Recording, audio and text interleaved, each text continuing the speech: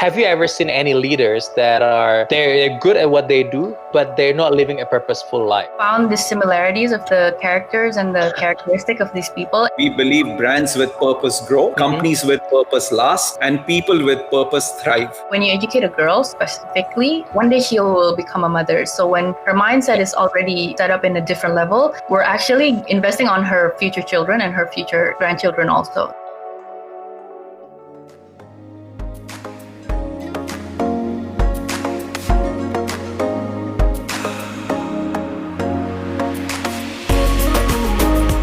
Hey, you are listening to You the Podcast.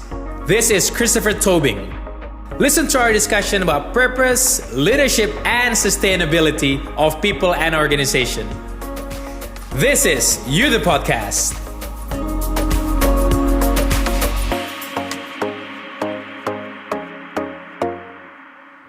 Hello, everyone. Welcome to You the Podcast. It's a very interesting first podcast that we have today because we have two great guests with us. We have Mbak Dian Sastrowardoyo. Hello, Dian. Hi everybody. And we also have Pak Hemant. As you all know, there's our CEO in Unilever. So, hi, Pak Hemant. How are you? Hello. How are you?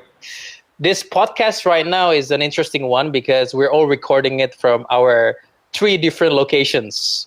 Because at the moment, obviously, work from home is a thing. And how are you guys with working from home? Is everything?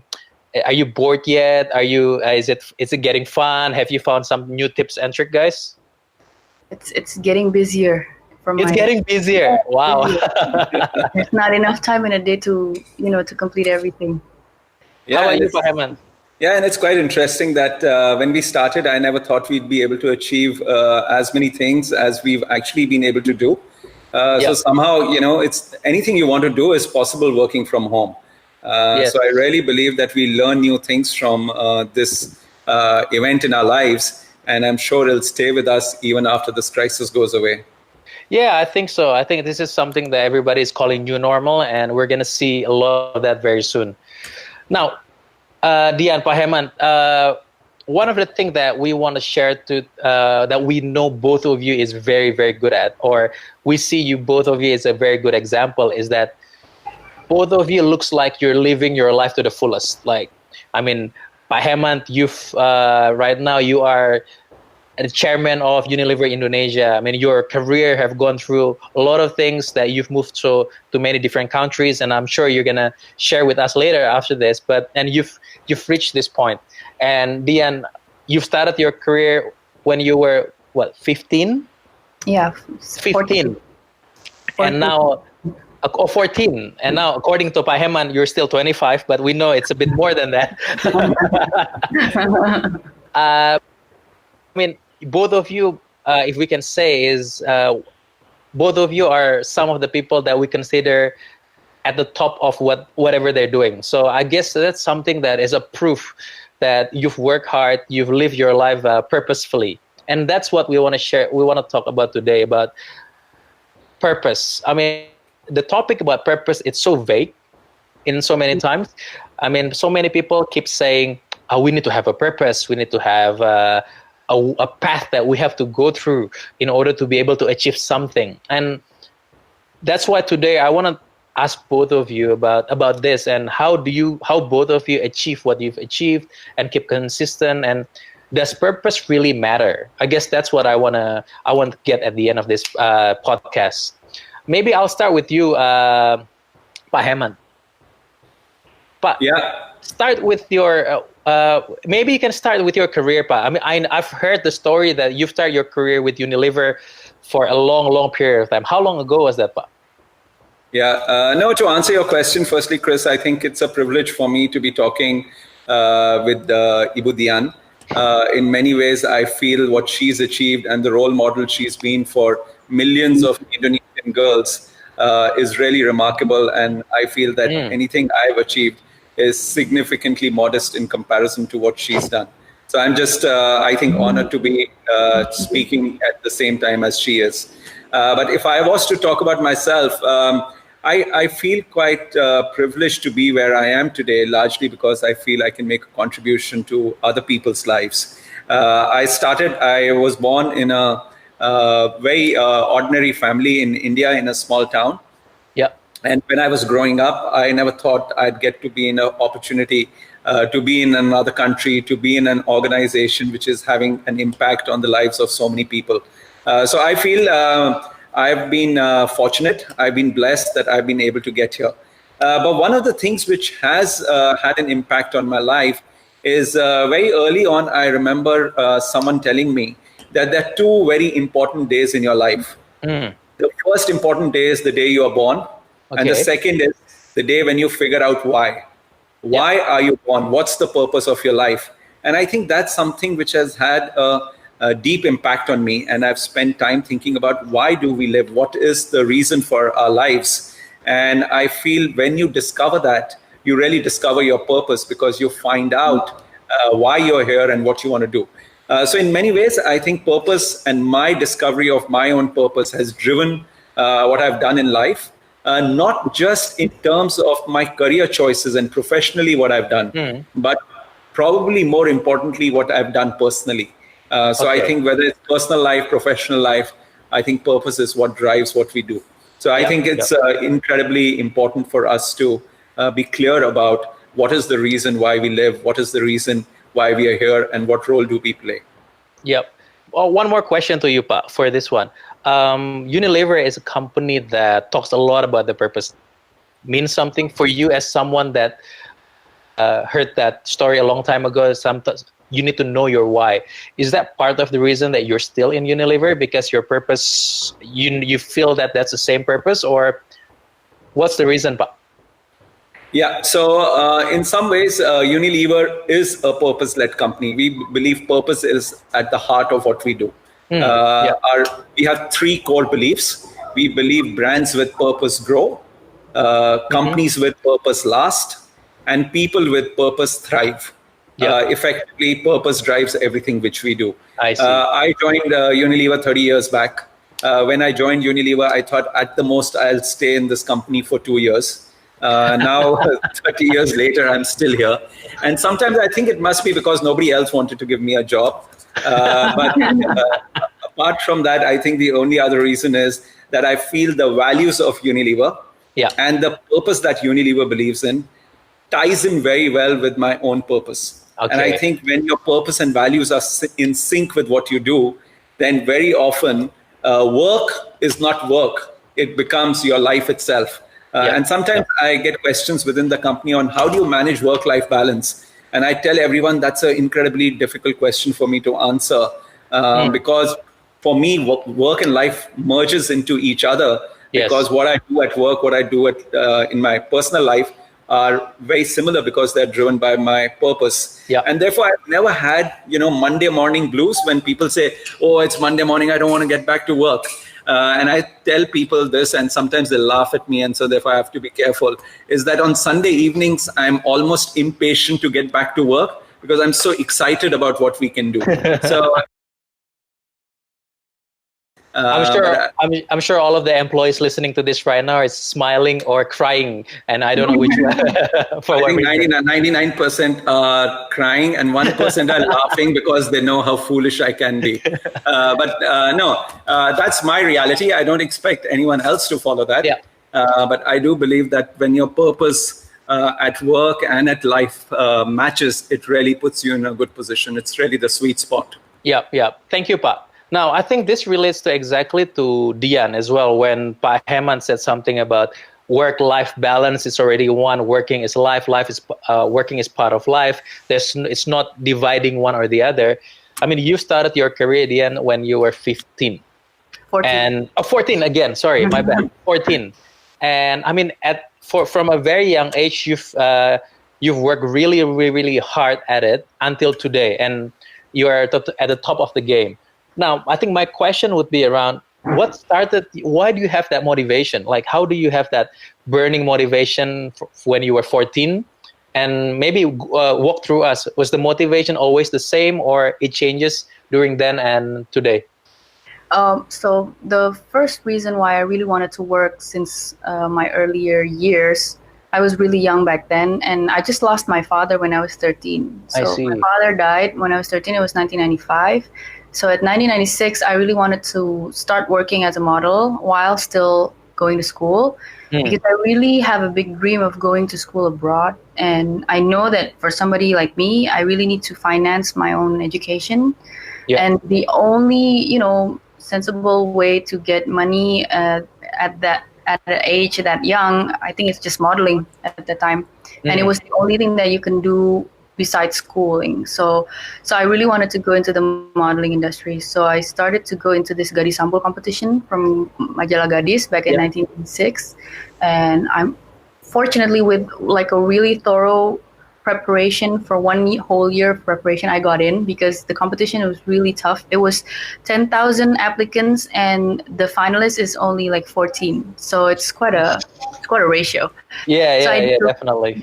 So a year before that, in order to get in, because I was reading 7 Habits of Highly Effective people. Yeah. And then I was doing this research of this list of people that got accepted in that competition, and I've like found the similarities of the characters and the characteristic of these people, and I make sure that I have all of those qualities in order to.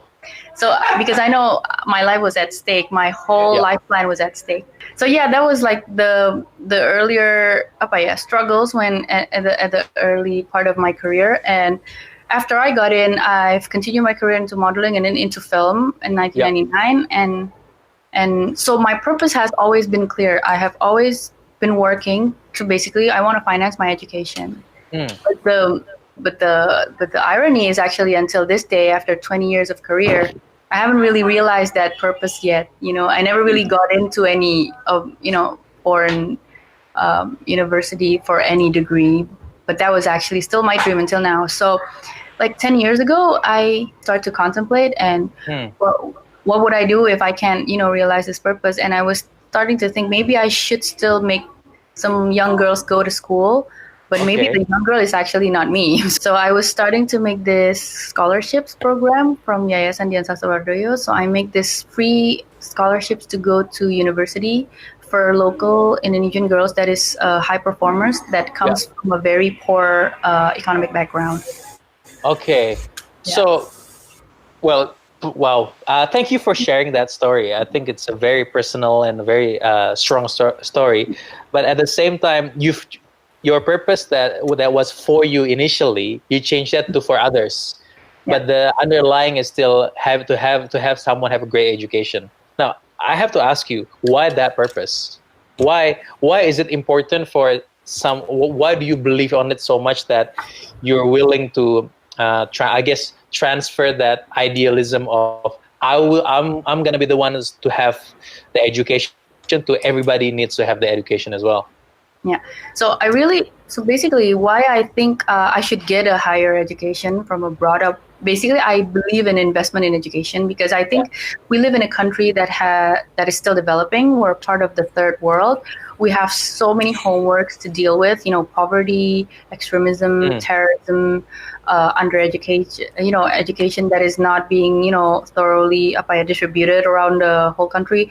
We have a lot of work to do. And in order to address those problems, we need to be educated thoroughly so we can, make better plans, make better policies, and do, good change for the society. And when I was thinking of I should get educated abroad, because what I think is if I want to contribute better for this country of mine, I should get knowledge more, something like that. Yeah, and then when I think about if I let these young girls from Jogja, from Bantul to get higher education, I think I would give them more chance to contribute more to their society. And I think their success would actually inspire their community. So it won't be a success of one person, but it's going to be like an upgrade for a community. So because when you educate a person, when you educate a girl specifically, one day she will become a mother. So when her mindset is already, set up in a different level, we're actually investing on her future children and her future grandchildren also. So that's what I'm thinking. That's why specifically choose a scholarship for girls, for young girls. Nice. Wow. Amazing. And I guess we hope that scholarship will go through amazingly.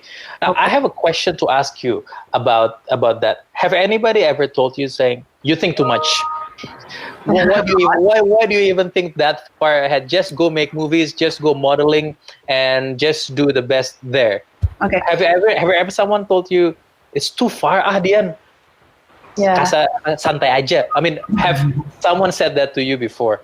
Yeah, when I was young, but I think as I grow older, I think my closest friends already know what kind of person I am, so they I stop bothering to tell me all those stuff. And then at the end, the kind of friends that still stick with you are the friends that actually thinks alike, like you. I think you need. I mean, like as you grow, you become more mature, right? And sometimes when you talk about purpose, you talk about also meaning. You find meaning in your hard work. I mean, like you're not a robot. You're not an animal. An animal goes out every day to find food for their family, but we're human. We have like a more philosophical. We need a better reason to do stuff. To do life. And I think that's what we subconsciously, all of us, is actually searching in our life. And I first heard somebody named Yori Sebastian, and he said that the generation Y, I think like the youngest generation in the industry right now that is working is searching for more meaning than just money and achievements, because sometimes they also need to know that what they're working is actually for a bigger purpose, for a bigger meaning. So I think that's my meaning. What I'm looking for is like, why am I doing all this hard work for all this time? I would like to know that it's actually mean more than just my pay, something like that. So in order to, I'm going to be able to finance these girls to go to school. It gives me more meaning to do all this hard work. So it's not just for me. It's not just for my ego. It's not just for accomplishment of a one person, which is me. It's going to be for accomplishment for so many different girls also at the same time. Yeah. Nice. You're saying about the young generations wanting to have a purpose, a meaningful working environment. And I think I want to go to you, Pak Hemant, for this question.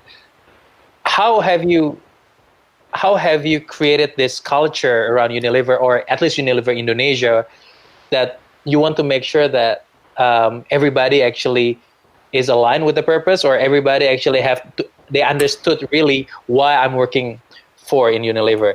Is that something that's easy to do? Is that something that's is it something that should be done only at the start or all the time? What's the best way to get people to understand the purpose that you were talking about before? Yeah, Chris, that's a very interesting question. And I think to answer that, maybe I should tell you what I have figured out my personal purpose is. My purpose in life is to get people around me to achieve things which they don't think they think is possible for them. And I truly believe that people put limitations on what they can do. They don't realize their potential because they don't think they can achieve this. And for me personally, in my life, I found that there have been mentors in my life who thought I could do more than what I myself was thinking was capable. And I think that's been inspiring for me. I still remember my school teachers, some of whom asked me to, go for exams and go for entrance tests when I had given up. I didn't think I could have passed them, but they had more belief in me than I had in myself. And I believe that's what my purpose is. I have to give belief to people. I have to encourage them. And I want to motivate them to be able to do things they themselves may not believe they're capable of. And that's been my purpose. And I think that inspires me to spend time with people in my office, people at home, with my children. And that is something I believe can be incredibly powerful to me personally and also to the people around me. And I think when you touch people at a deeper level, everyone wants to do more for themselves and for people around them. And I actually feel that within Unilever, once people understand the power of purpose, it's quite easy to convince them to go on the journey to discover their own purpose. So I don't think it's difficult. It's more about people being able to figure it out for themselves. I see. And Pak, this is a question that I really want to ask you. I mean, you've your career for 30 years, and have you ever seen any leaders that are they're good at what they do, but they're not living a purposeful life? And compare that to a leader that have purposeful life. What's the difference, Pak? Yeah, so I think you see both of them, and you see both kinds of people all the time. And I feel people who are without purpose, they tend to be very transactional. So they don't really build deeper emotional relationships. Their relationships seem to be very, very transactional. I also feel they tend to do more for themselves. So they can be more self-centered. And for them, it's all about I. Have I succeeded? How can I take credit for what I've done? And on the other hand, when you see people with purpose, and some of our great leaders, whether you talk about Gandhi or Mandela, and they were purposeful, they're authentic, they are much more emotional and empathetic, and they believe in you. They want everyone to succeed. And I think you see it on, everyday life, you see it at work, but you also see it in the world of business, politics, entertainment. And it's very easy to figure out the people who have purpose and people who don't.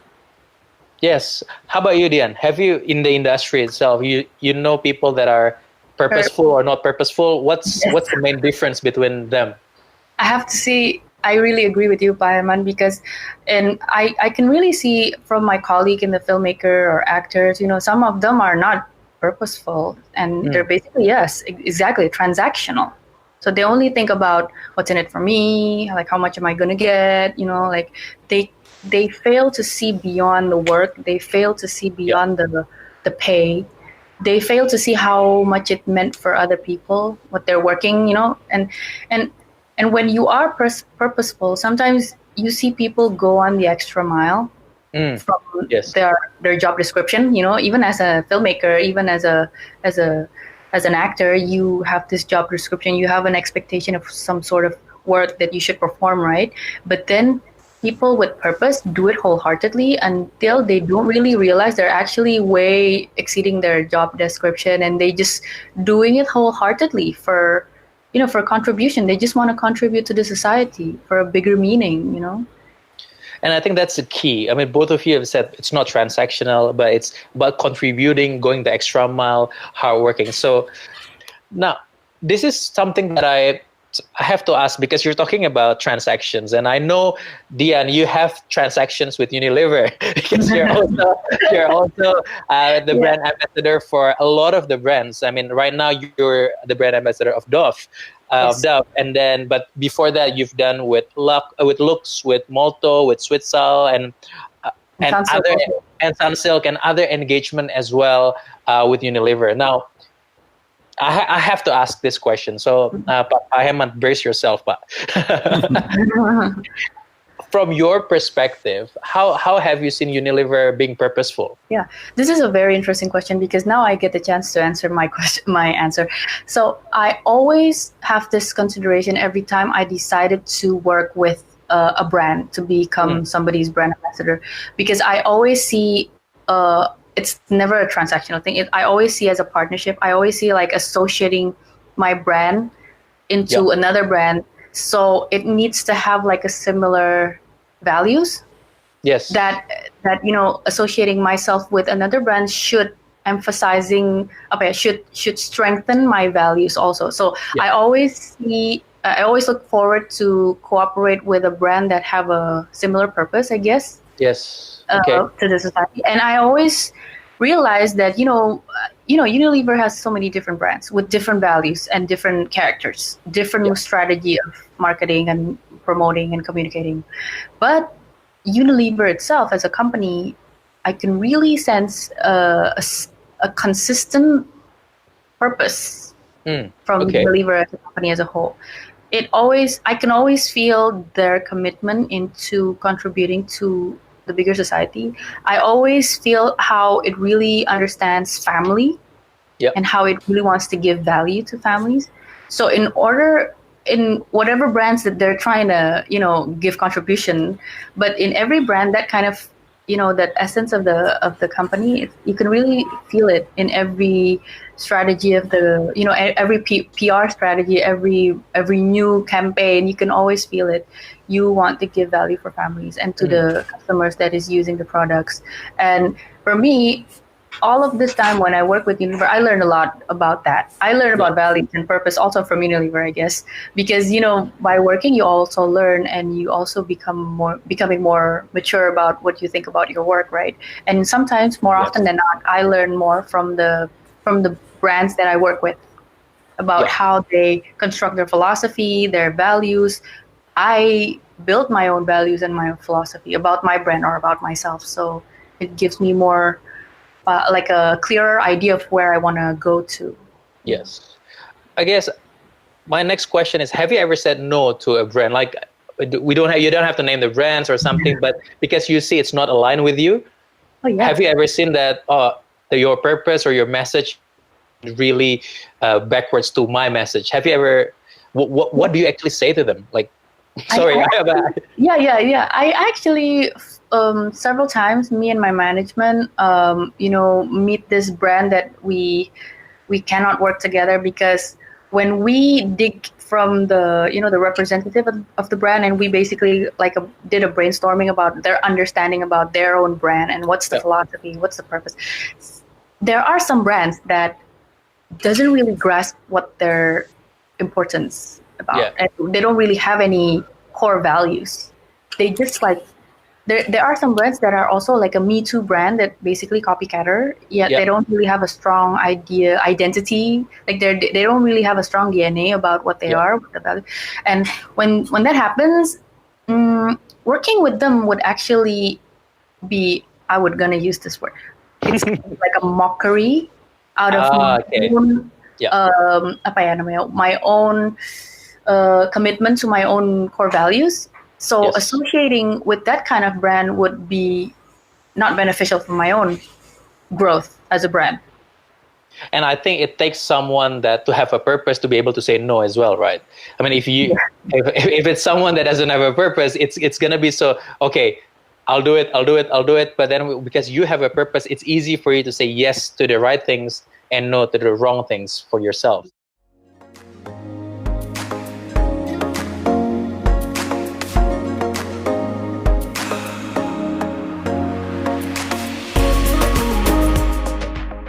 Hey guys, thank you for listening to You The Podcast. If you find this insightful, please follow, subscribe, and share this with as many friends as you want.